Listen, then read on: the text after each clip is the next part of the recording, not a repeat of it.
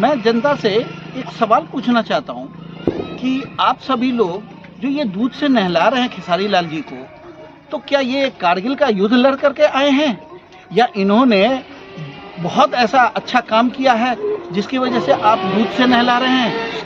ये कलयुग नहीं है, ये भटयुग है, भटयुग। मगर मेरा सवाल है पूरी जनता से कि क्या ये हमारे खेसारी लाल जी या तो फिर फौज में थे या फिर इन्होंने कोई ऐसा काम किया हो देश के लिए जो देश की आर्थिक स्थिति अच्छी हो गई हो, या देश में कुछ विदेश से लेकर के आए हों, या फिर कुछ हमारे देश के लिए अच्छा भला किया हो। नहीं, भला नहीं किया है, अश्लील गानों का भला जरूर किया है।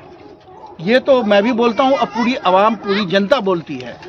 और दूध से आप लोग नहला रहे हैं, तो ये आप लोग सोचिए मैं क्या कह सकता हूँ इसमें।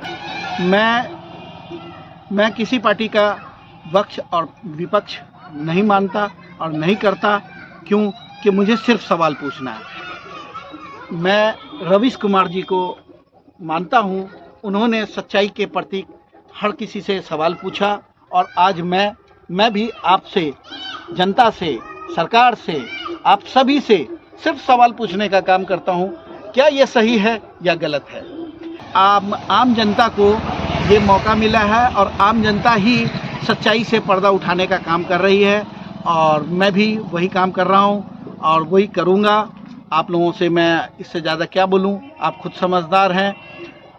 मैं सरकार से एक बात निवेदन जरूर करूँगा, सभी सरकार से, बीजेपी सरकार से भी, कांग्रेस सरकार से भी, और क्या नाम है आरजेडी सरकार से भी, और जेडीयू से भी, सभी से, तेजस्वी यादव से भी और चिराग पासवान से भी, कि आप जो कैंडिडेट चुनते हैं और जिसको इलेक्शन लड़ाते हैं, क्या आपको नौजवान, युवा, पढ़ा लिखा आदमी नहीं मिलता? ये बताइए कि ऐसे ऐसे आप नेता चुन लेते हैं जिसको भाषण में क्या बोलना है वो भी नहीं पता है, और आप उसको इलेक्शन लड़वा रहे हैं।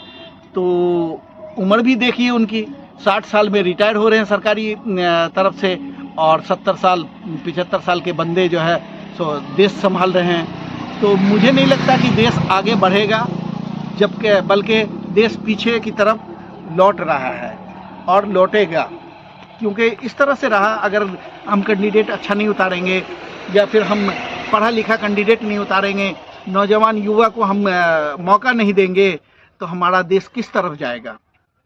सबसे बड़ी बात है कि शिक्षा अगर होगी तो वो हर काम करेगा, शिक्षा होगी तो वो अधिकार समझेगा, शिक्षा होगी तो वो सवाल पूछेगा। तो सवाल पूछने वाले तो कोई हैं ही नहीं, उनको तो सिर्फ अपना ये भरना है, और उनको ये पता है कि हम एक बार जीत गए और लाइफ टाइम हम इसका जो है पेंशन खाते रहेंगे और मेरा जीवन चलता रहेगा। तो मैं आप लोगों से क्या कहूँ, जो कहा है बस उतना समझने की कोशिश कीजिए, तभी जा कर के कुछ भला होगा हमारे इस हिंदुस्तान का। मैं आपका मधुबनी का अली, मैं आप सभी से विदा लेता हूँ। धन्यवाद।